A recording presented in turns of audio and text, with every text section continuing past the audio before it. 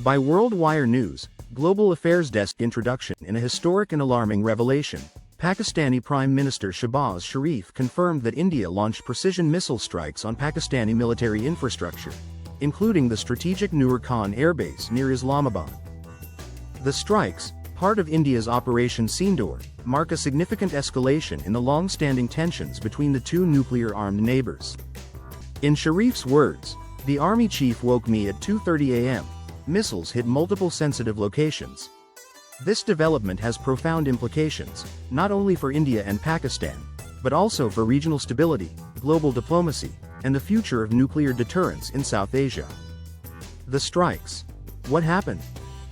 According to multiple sources, Operation Sindoor was India's military response to the April 22 terrorist attack in Pahalgam, Kashmir, which claimed 26 civilian lives. India accused Pakistan-based terror networks of orchestrating the assault and warned of a measured and proportionate response. On May 10, Indian missiles struck Nur Khan Airbase, adjacent to Islamabad International Airport, suspected terror training facilities in Pakistan-administered Kashmir, a logistics depot in Punjab province. These strikes represent one of the deepest penetrations by Indian forces into Pakistani territory since the Balakot airstrikes of 2019. Pakistan's response to Prime Minister Sharif's admission marks a rare moment of transparency. Previous incursions were either downplayed or denied outright by Islamabad. This time, the gravity of the situation and the high-profile targets made denial impossible. Sharif described an emergency security meeting held just before dawn, where Army Chief General Asim Munir briefed him on the missile impact.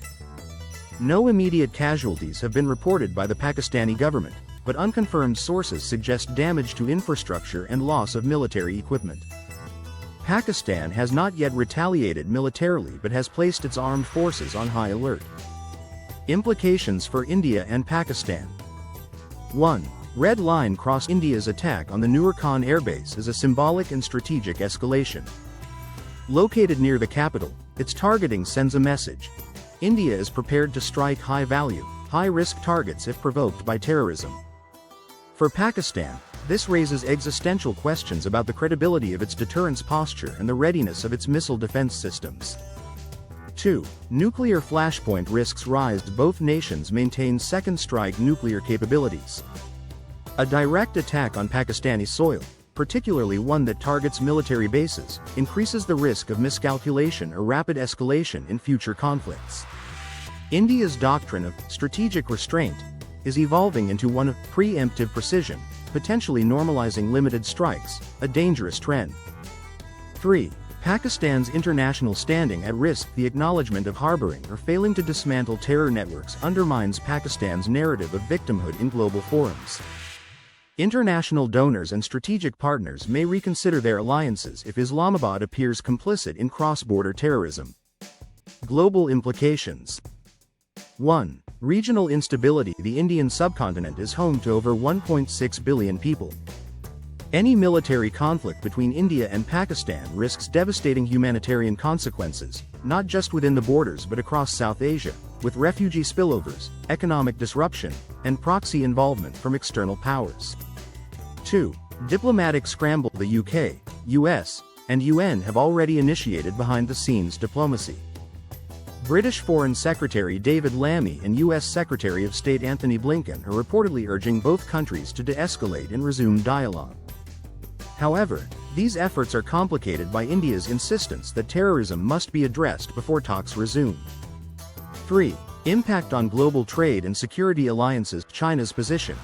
With Pakistan as a key ally in the China-Pakistan Economic Corridor, CPEC, Beijing is watching developments closely. Middle East concerns. GCC nations, particularly those with large diaspora populations, are worried about economic and security fallout. Global markets. The Indian rupee and Pakistani rupee both dipped in early trading, while oil prices rose slightly due to fears of broader regional instability. Strategic lessons and warnings. Missile diplomacy is a double-edged sword. India's success in achieving tactical objectives may embolden future strikes, but it also undermines long-standing norms of mutual deterrence. Transparency is a welcome shift. Sharif's candid admission can pave the way for honest engagement, if used constructively.